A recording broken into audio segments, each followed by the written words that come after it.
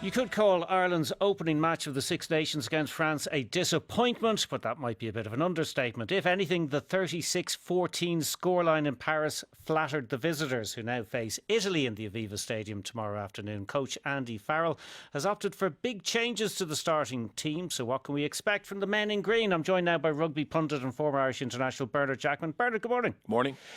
6 changes in the starting 15. That ain't like Andy Farrell. No, it's very Andy Farrell-like, and he does tend to be loyal to the team week in, week out. Now, in fairness, it's probably the longest period that we've had under Andy Farrell where the team just haven't been clicking to the level he would have liked, and I thought it was pretty clear from his post-match press conference of how disappointed he was with the effort. He kept going on about lack of intent, which is really... And first, Andy Farrell teams are built on intent. All the other stuff comes after that. So there was bound to be some casualties. And in fairness, some of them are tried and trusted names, the likes of Josh van der Fleer and Ty Byrne have dropped out.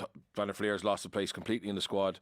Ty Byrne drops down to the bench, so that is a big statement. And Gibson Park drops to the bench. There was a lot of criticism of the kicking game. Yeah, there was, but I think Gibson Park's kicking was actually good. I don't think that he's actually necessarily dropped. I think we do need to see what Craig Casey can do, and unfortunately for Van der Fleer and Ty Byrne, the back five is probably the area of the four pack is probably the area with the most steps. So James Ryan did well off the bench, Nick Timoney did well off the bench, Conan did well off the bench. So they've been rewarded. Obviously Timoney has been rewarded just by staying on the bench, but Josh van der Fleer drops out. And I suppose the big calls are Robert Balakoon coming in on the wing. He's 28 years of age. Everybody's talking about the lack of pace in this Irish team, and he has pace. I think he would have had a lot more caps, except unfortunately his body has broken a few times, and he struggled to get that run of games, but he's been really good for Ulster. And the other one is obviously Ulster teammate Cormac Izuchukwu, who last played for Ireland in 2004. He's from Tullamore, went to Rossgrey, kind of got an opportunity in Ulster after a little bit of period in the Sevens game. A real power athlete, and he's getting a chance to start. And again, to be fair to Farrell, he's had Izuchukwu in Irish squads whenever he's been fit, but his body hasn't been as robust as some of the other players, and hence he hasn't got the opportunity to have a run of games. But it is exciting. And I just listened to Eddie Jones, who's one of the most experienced coaches in the world, talking about his Andy Farrell selection, and he said Andy Farrell is searching for answers. He's asking questions at the moment because he needs to rebuild this team, and he said finding those answers isn't easy. As it's not like doing your multiplication tables. It's just sometimes you have to actually try a few. Yeah. Some will survive, some will sink, and eventually, after a period of 4, 5, 6, 7 games, you then find the new team, the team that you're going to go with for another period of time. Which, for us, to be fair to the old team, we got 4 good years out of. Now, the only question I would have is that the age profile of the team hasn't significantly improved. If you look at what France did last weekend in terms of some of the youngsters they brought in, they've actually made 2 changes for their game on Sunday against Wales, with 2 21-year-olds starting. Our fresh blood is a little bit older. It's 28 and 26, but that's probably a sign of the pathway that's coming through. And it is exciting to see some changes that he's made.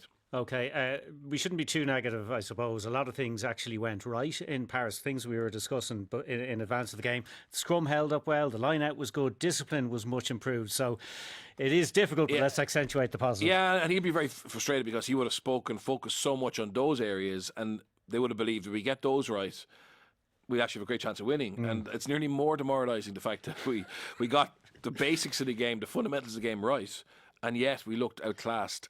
And hopefully it is that intent, and hopefully it's that energy and that fight of physicality. And if we get that right, along with a good set piece and discipline, we should be okay. Okay, but Italy not to be dismissed. Italy were very, very good against Scotland, and coach Gonzalo Quesada, who has done an unbelievable job. You know, we talk about not having much depth, 4 teams to pick from. They really only have 1.5 teams to pick from. They have Benetton, who have all the best players, and Zebra, who are the bottom of the URC. So, excuse me, it's a game we have to win. Okay, before I let you go, after Paris, there was a lot of talk about the atmosphere in the ground and the fans getting behind the home team and everything, and a contrast with what goes on at Lansdowne Road. Now, it's a hardy perennial with people complaining about people more interested in their pints than the match and all the rest of it. But it's a hardy perennial because they might have a point, is it? No, it's a cultural thing. I mean, I was lucky enough to spend 5 years in France coaching in the top 14. I've been to many Pro D2 games. I've been to ice hockey games, volleyball games. They go there, and no matter what, whether you're corporate or whether you're a diehard fan, you act like you're a diehard fan. Yeah. And they chant and they sing and they wait for 2 hours before the game to clap the players off the bus. It's just a completely different culture. Now, you could add that the entertainment side of it is better, so the light show, the music, etc. But the core difference is, culturally in France, when you go to a game, you wear the jersey and you feel that you push the team over the line. Whereas here, I get a sense a lot of fans, and not everybody, go there to be entertained. And they put the onus on the players to entertain them, and if the players are playing really well and there's a great try, everybody gets excited. Whereas regardless in France, you're losing by 40 points or winning by 40 points, the atmosphere and the activity in the crowd tends to stay the same. And I see people blaming the Viva, I see people blaming alcohol, etc.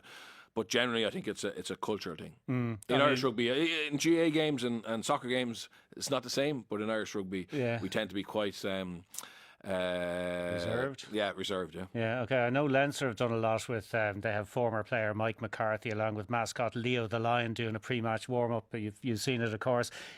It's a bit cringe, but it does actually get the crowd up out of their seats before the game. I think it's cringe, but it works. Fans do get up, adults and kids. Kids love it, and it just gets them going. It's like a warm up before. It's like the fans warm up. But again, probably the RFU, and they have tried different things, but they probably have to keep trying to make that atmosphere as raucous as they can. Okay, and hopefully the team will give a performance that will contribute to that. Bernard, Jackman, nice to talk to you again.